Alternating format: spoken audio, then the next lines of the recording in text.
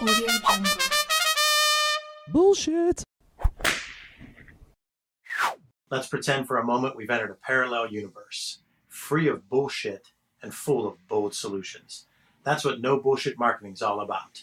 I'm your host, Dave Mastovich, and let's cut the bullshit. NFL Commissioner Roger Goodell is on the hot seat again, this time because of how he handled Deflategate. But with Goodell, it goes beyond any specific gate, whether it's Bountygate, Spygate, Deflategate, or other stupid decision gates like his handling of the Ray Rice and Adrian Peterson abuse cases.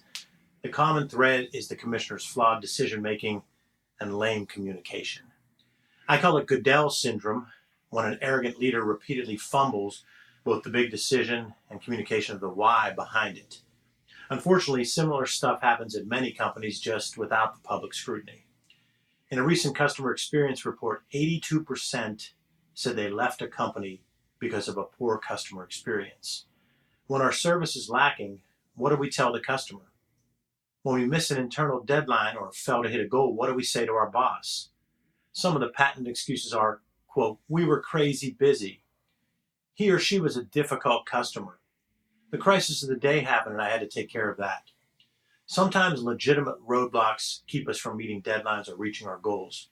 However, peers, bosses, and clients perceive the responses as excuses rather than reality. Why the disconnect? When we fall prey to the Goodell syndrome, we fail to focus on the issue over the instance.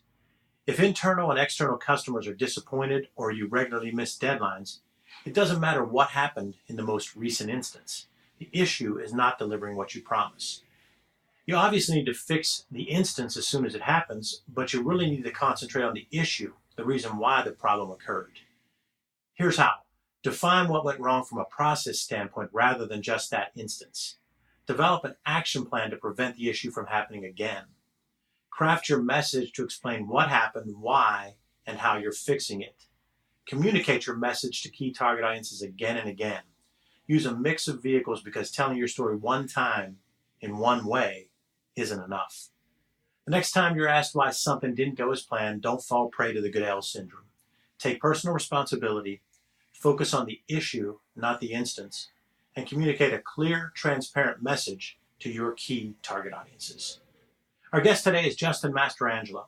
He's the president of JA Interactive, a digital and online marketing company based in Pittsburgh, and was named the Grand Marketer of the Year by the American Marketing Association a couple of years ago.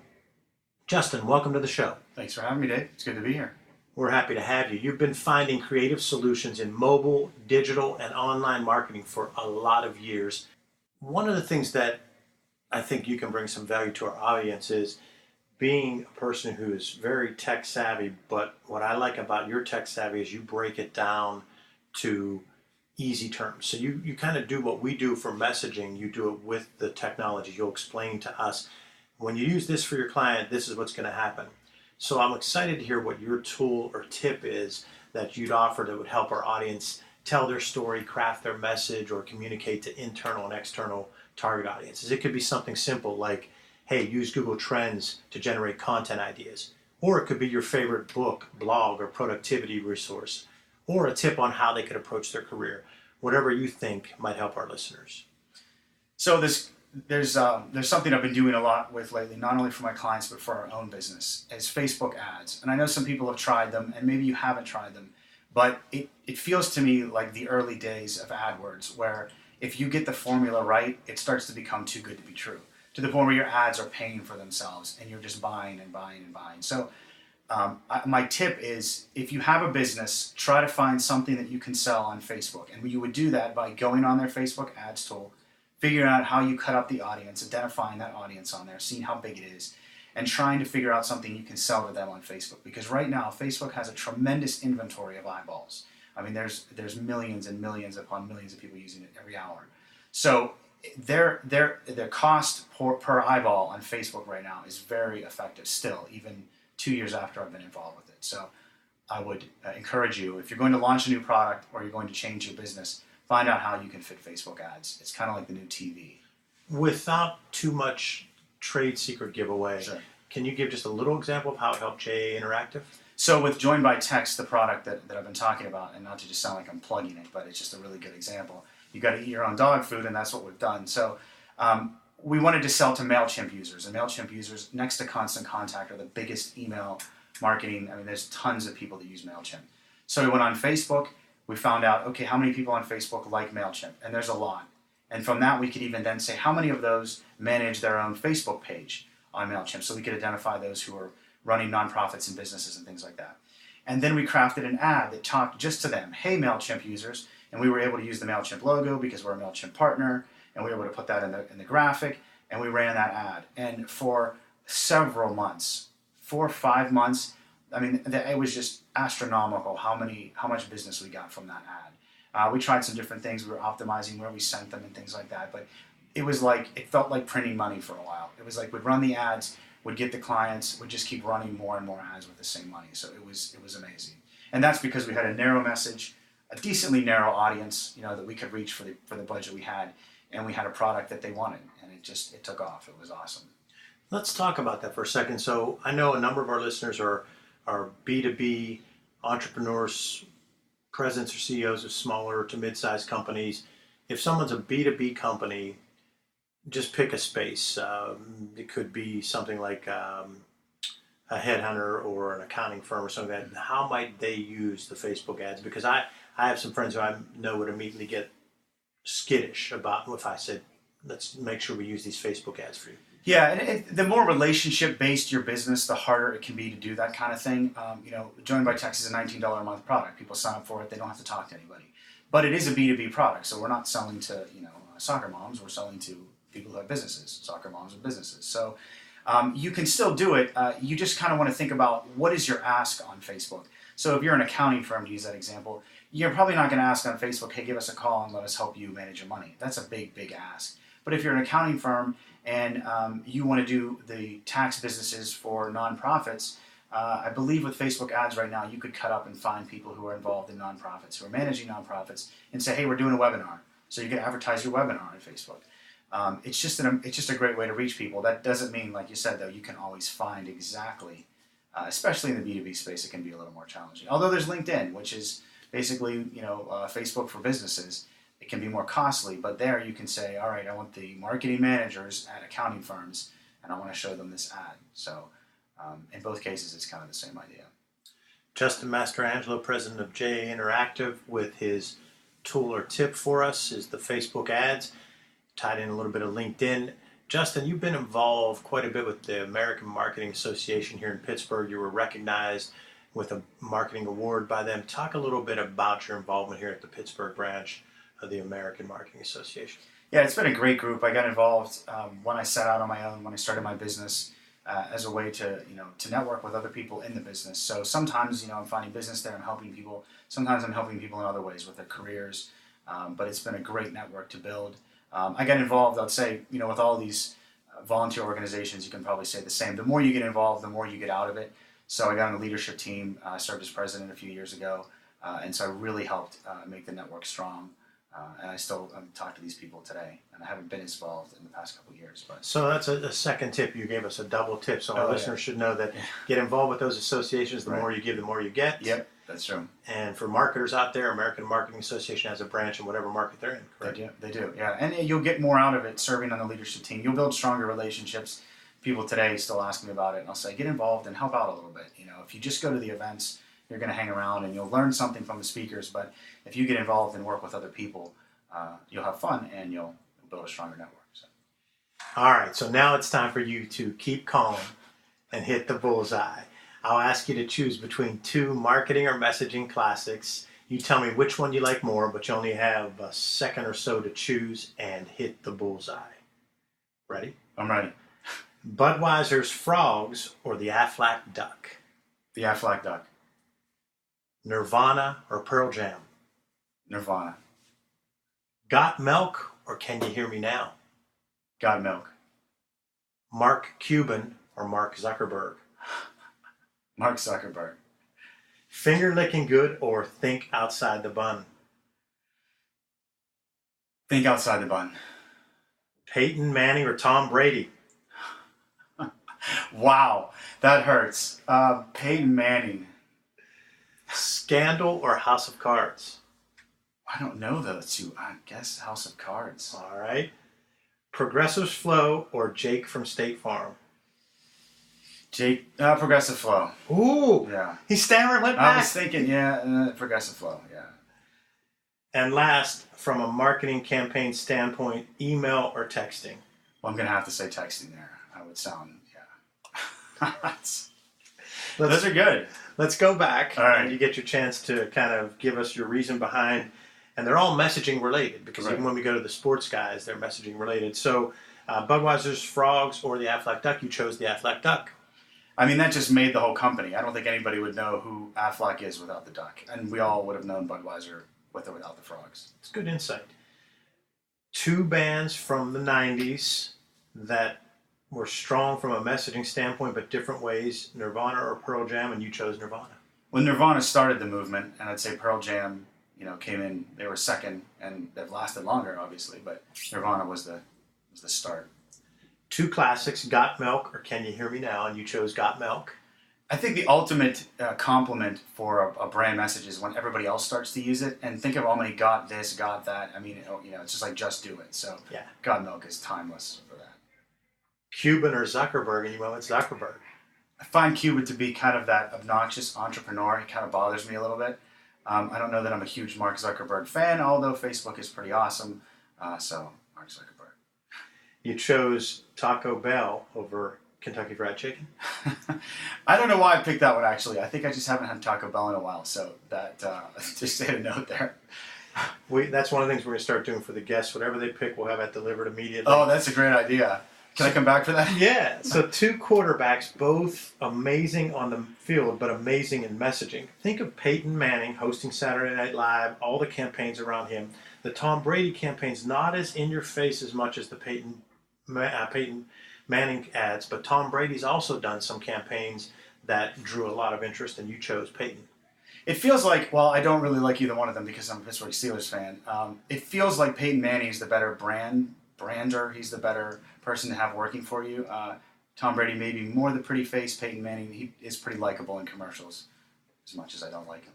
Well, two shows, one a broadcast show, Scandal, and the other House of Cards, a Netflix production. You didn't know either of those, but that's okay because we talk about how in marketing, you and I both already said you've got to drill down and reach the target. Right. And so maybe you weren't fitting nicely and neatly into one of their target market boxes. Well, right, I have children, so too much of my Netflix is like Dora and things like that.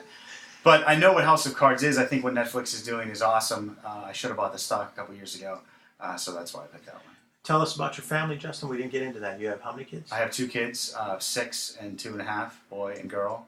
Yeah, they keep me busy when I'm not babysitting clients. I'm babysitting them. So those are some fun times, having ones that are a little older than that. And then the last one, of course, you had to choose texting. But now we move into another, what we like to say is our fun pop culture segments. This episode's Sights and Sounds of Marketing starts with the song All Mixed Up by 311. I take the lyrics from the song and try to apply it to something like messaging or marketing or leadership. And the first lyrics are, you've got to trust your instinct and let go of regret. At some point in our careers, we'll most likely be in a situation where we start to doubt ourselves, especially for entrepreneurs like Justin and myself. Maybe the boss is a micromanager, demeaning or just plain clueless, or the company culture is every man or woman for himself. Our frustrations grow and bitterness begins to set in. So I've experienced that at the corporate level before starting my own company, but now with my own company, it's other things where you're trying to work through your own leadership styles and so forth. The next lyric is, you've got to bet on yourself now, Star, because that's your best bet.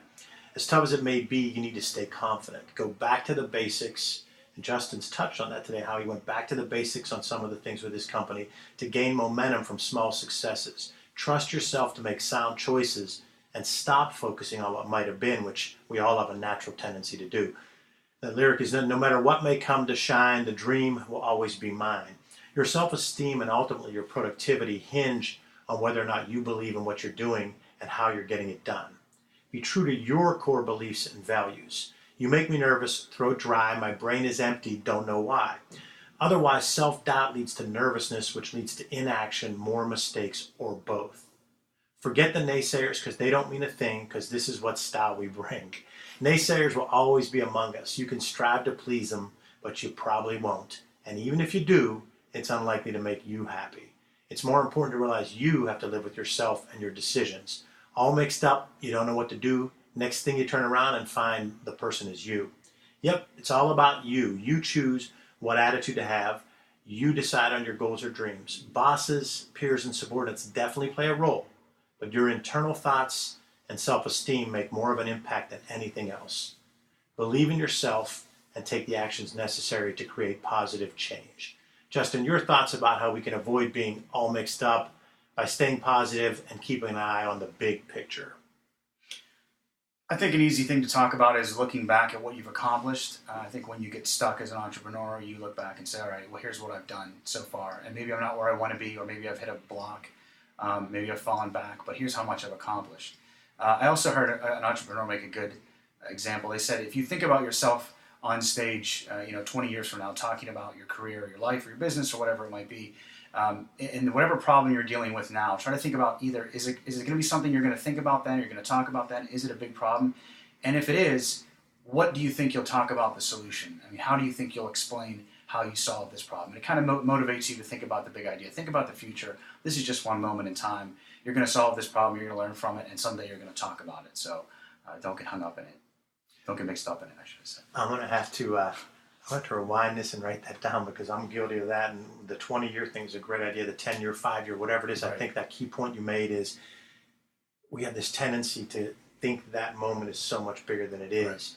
Right. And Michelle, our producer, who is helping us here with the show, knows that I do that sometimes. So she's probably over here grinning. But that's a great advice for an entrepreneur, because I think we have to remember that. The entrepreneur's attitude and outlook impacts their company so much. And that's the hardest thing, is you and I and other entrepreneurs have to really stay focused and as positive as we can. And that's why you see a lot of my sights and sounds tied back to that, because I think it helps middle managers, I think it helps CEOs of big companies, and I think it helps entrepreneurs. Absolutely. So other memorable messages from that year were Cal Ripken broke Lou Gehrig's consecutive games played streak. He didn't miss a game for 16 seasons. Oprah started her famous book club. Once she talks about a book, it sells. The Macarena becomes a wedding staple and hits number 7 on the charts, and was later ranked the number 1 greatest one-hit wonder of all time by VH1. Netscape was the top internet browser with 38 million users and 86% market share. And Fox News debuts as a cable network, changing the political game forever. That's the sights and sounds of 1996. It doesn't seem like it had been that long ago that Netscape would have 86% market share. But first, let's go through each one. Cal Ripken breaking Lou Gehrig's consecutive games played streak. Any thoughts on that? I just think that's a cool athlete to be a fan of. I mean, somebody who's working hard like that. That's a good record. That's a good thing. From a messaging standpoint, it was huge. The strike was 94 and 95. Major League Baseball was at its lowest point in popularity. Ripken comes out and breaks the record that year, and it gives him the lunch pail guy, the work ethic guy. Great story to help bring the game back. That's a feel-good moment, yeah. Oprah's book club. How about it? Was that like the beginning of Oprah as Oprah, right? Yeah, pretty much. I think that was, I remember that. I mean, I wasn't like a subscriber of Oprah's book club, but I can remember starting to hear about it at that point, and it feels like ever since then, everything she touches is like branding gold. I don't know any of the stats, but I just remember the same thing as you. The stories in those early years, someone would be an author. I've written a book. If she'd take my book, it would suddenly sell 500,000 in like 2 days. Right. It's just absurd. Her message, her brand. That's a brand influencer there. I mean, they exist now, but she was almost one of the first big brand influencers like that. Yes. At your wedding, was the Macarena played? No, my wife would not go with that. No. I had to play that far too many times as a DJ of weddings. I bet, yeah. So VH1 does those shows, and it just cracks me up. They find any reason to do a show, but they did the greatest one-hit wonders, and it came in at number 1 of all time on the VH1 episode. That seems about right, because I can't think of, I mean, they were gone then. I can't even begin to think of a second song they had. But for that 3-month period, it's just it was sickening. Yeah. All right, now you get to take the Netscape one because you're more techie than me, but they were the top internet browser with 38 million users and 86% market share in 1996. Before Netscape became Mozilla, then Firefox, It was before Chrome. Talk about that. What's amazing about that is it's 86% market share with 38 million users. 38 million users? That's like nothing right now. I mean, that's incredible. So that's what fascinates me about that. But yeah, there's always a new tool, right? So it was Internet Explorer after Netscape, and then it was Mozilla, then Firefox, then Chrome, and Safari. I mean, yeah, it changes. It's the same idea over and over again. And that's why you don't get wrapped up in tools too much, Stay true to the course. That's exactly 38 right. million users, 86%. Isn't that funny? That's wild. 38 million. But 1996, like people lose sight of facts a lot, and people will say to me like something from 1993, and they'll go, "Oh yeah, the internet." I go, "No, you weren't on the internet in 93 or 94. You were maybe on AOL. You might have been on twice in 1995, but it wasn't until like 97 that it exploded, and you started seeing it everywhere for everything." I remember when the internet was a button on AOL, so it was like AOL. You'd go on there was all kinds of junk, and then the internet, like I think it was just called the web or something. Yes, the World WW. It was a button. It wasn't the thing you went to. It was like first you went to AOL, then you walked out onto the internet. It felt so weird. Web crawler was like the first search engine I remember using. I was 5 years old at the time. It was very advanced. Yes. So I typically save the biggest, most influential one for last, and this one changed the world. And it's Fox News debuts as a cable network, and that changed the political game forever because it led to the polarization. And it's not anyone's fault. That's not what I'm saying.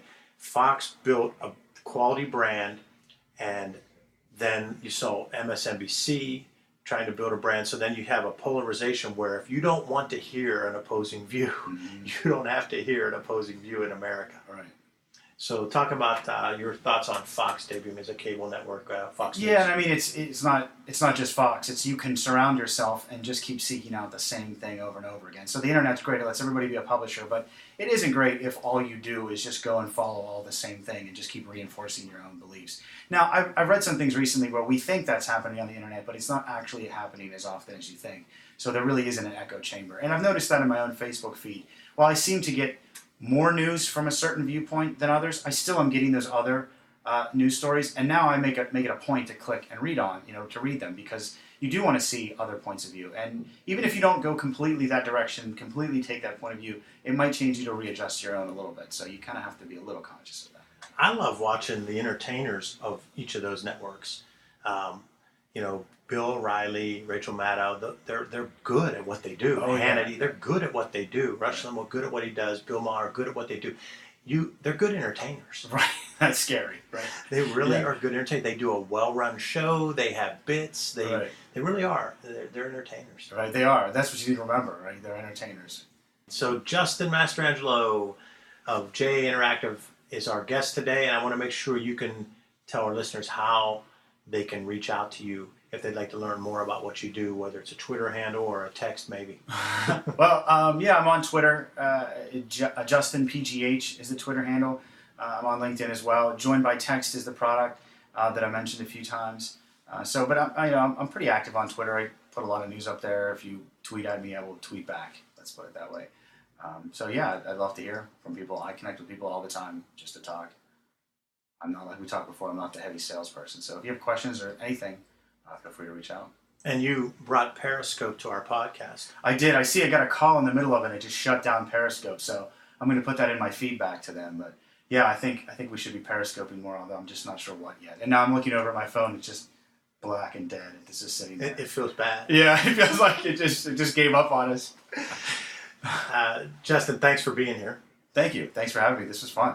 I feel like we should shoot hoops at the end. You're a big basketball guy. Yes. I'd love. We need to put a hoop out front. And delivery, food delivery, and a basketball hoop. That's what we're going to do. Michelle, our producer, can help out with that. Talk to Mike Gaddy and see if we can make that happen. There you go. Get everything going. To our audience, thanks for joining us for No Bullshit Marketing. Visit boldsolutionsnobs.com for show notes plus additional marketing and messaging resources. Sign up for light reading. Yeah, you'll receive valuable strategies every other week to improve your marketing and transform your message. It really is light, intended to be read in 2 minutes or less, and it just might trigger bright ideas for you. To sign up, visit masssolutions.biz. Remember, ask yourself, what's the big idea, and build your story around the answer. It's all about bold